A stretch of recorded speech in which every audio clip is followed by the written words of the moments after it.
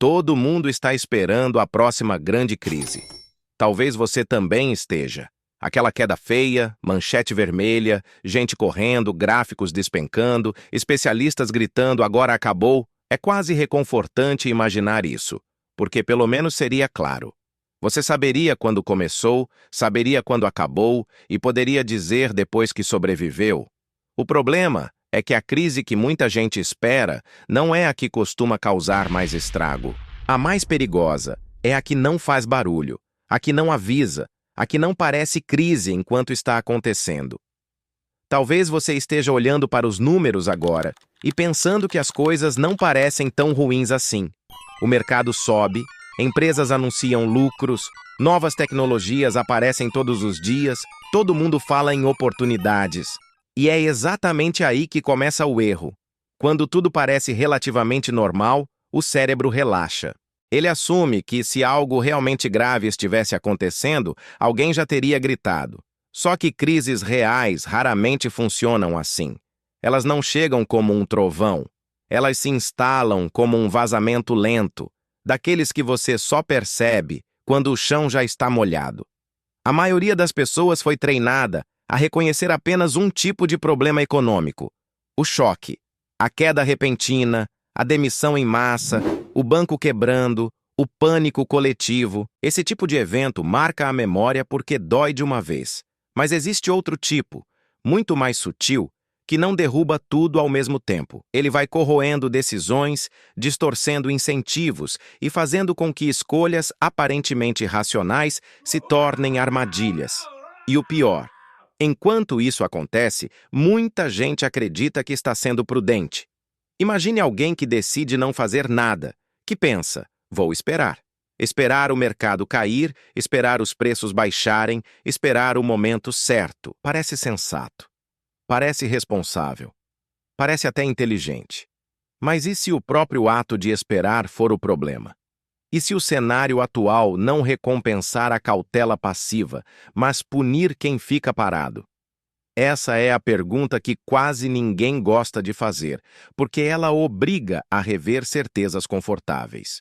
Durante muito tempo, guardar dinheiro foi sinônimo de segurança. Era o plano padrão: trabalhar, economizar, proteger o que foi conquistado. Isso funcionou bem em vários momentos da história, especialmente quando o mundo esfriava economicamente. Mas o contexto muda, mesmo que a nossa intuição demore a acompanhar. O ambiente em que certas regras funcionaram não é eterno. Quando as condições mudam, repetir a mesma estratégia pode produzir o efeito oposto. Hoje, o sistema é sustentado por camadas de decisões que empurram problemas para frente em vez de resolvê-los. Dívidas crescem, compromissos se acumulam, soluções rápidas substituem ajustes difíceis. Nada disso explode de uma vez. Pelo contrário, tudo continua funcionando, mais ou menos. É esse mais ou menos que engana, porque ele cria a ilusão de estabilidade, quando na verdade o que existe é adaptação forçada. As pessoas não percebem que estão aceitando perdas graduais porque elas não vêm acompanhadas de um choque emocional forte. Os preços sobem devagar. Os salários tentam acompanhar, mas nunca alcançam. O custo de vida se rearranja. O que antes era exceção vira normal. E o cérebro humano é ótimo em normalizar.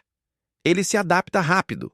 O que era absurdo há 5 anos hoje é apenas como as coisas são. E é assim que uma crise silenciosa se instala. Não tirando tudo de você de uma vez, mas mudando as regras, enquanto você continua jogando como antes. Muita gente acredita que, quando o problema chegar de verdade, haverá um sinal claro, um momento de virada. Um ponto em que todos concordam que algo deu errado. Mas esse consenso quase nunca acontece no tempo certo. Quando fica óbvio, o impacto já foi absorvido. O estrago já está feito. Quem esperou confirmação perdeu a janela de adaptação. Quem confiou demais no passado deixou de observar o presente. Existe um padrão curioso nesse tipo de cenário. Enquanto a superfície parece tranquila, por baixo ocorrem movimentos estranhos. Certos comportamentos começam a se repetir. Decisões que antes pareciam marginais passam a fazer sentido. Pessoas que sempre seguiram o roteiro padrão começam a improvisar. Não porque enlouqueceram, mas porque perceberam que o mapa antigo não descreve mais o território atual.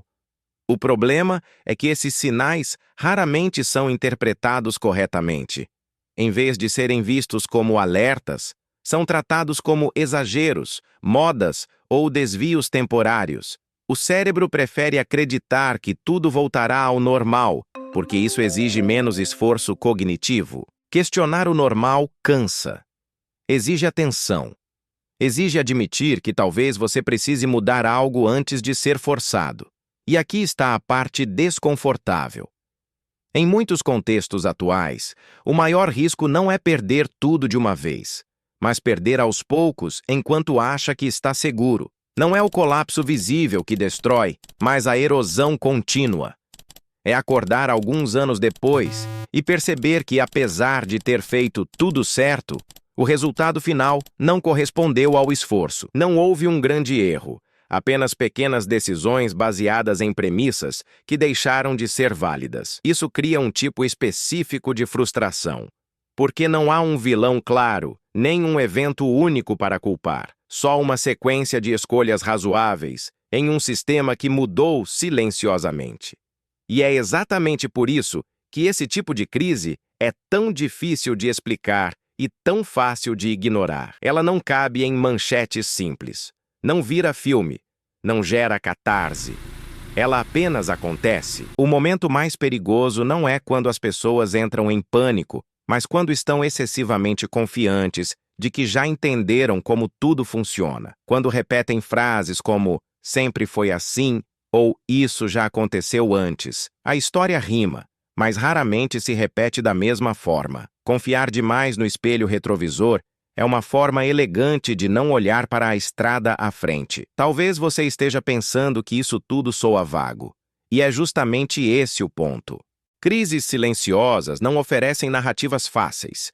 Elas exigem observação, comparação, contexto.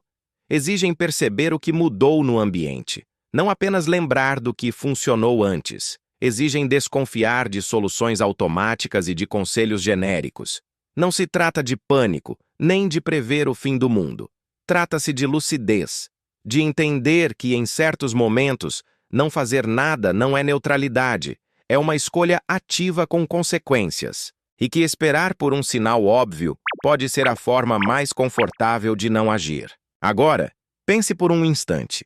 Quantas decisões importantes da sua vida financeira foram tomadas, assumindo que o cenário de fundo permaneceria essencialmente o mesmo? Quantas escolhas foram baseadas na ideia de que o risco real sempre se apresenta de forma dramática e inconfundível? E quantas vezes você adiou ajustes porque ainda não parece grave o suficiente? A ironia é que quando finalmente parece grave, as opções já são menores, a margem de manobra já foi reduzida, o custo de adaptação já é mais alto. A crise que não faz barulho cobra juros emocionais e financeiros justamente de quem espera o alarme tocar. Não existe fórmula mágica aqui. Não existe movimento perfeito. Existe apenas a necessidade de observar melhor, questionar mais e aceitar que o conforto intelectual pode ser caro. Entender que segurança não é repetir o passado, mas ajustar-se ao presente com honestidade. E que, às vezes, a decisão mais arriscada é fingir que nada mudou. Se você chegou até aqui, provavelmente já percebeu que este não é um vídeo sobre medo, mas sobre atenção. Sobre parar de procurar o colapso óbvio e começar a notar os sinais discretos. Sobre trocar certezas antigas por perguntas melhores. Porque quem faz as perguntas certas mais cedo raramente precisa correr depois. Agora me diga nos comentários. Você acha que as pessoas estão mais preocupadas com a crise errada? Faz sentido para você a ideia de que o maior risco hoje é o que passa despercebido? Quero saber como você enxerga isso. Se esse tipo de análise te ajuda a pensar com mais clareza, deixa o like, porque isso mostra que vale a pena continuar aprofundando esse tipo de conteúdo. E se ainda não se inscreveu, se inscreve agora, porque aqui a ideia é exatamente essa: Entender o que está acontecendo enquanto ainda parece que nada está acontecendo.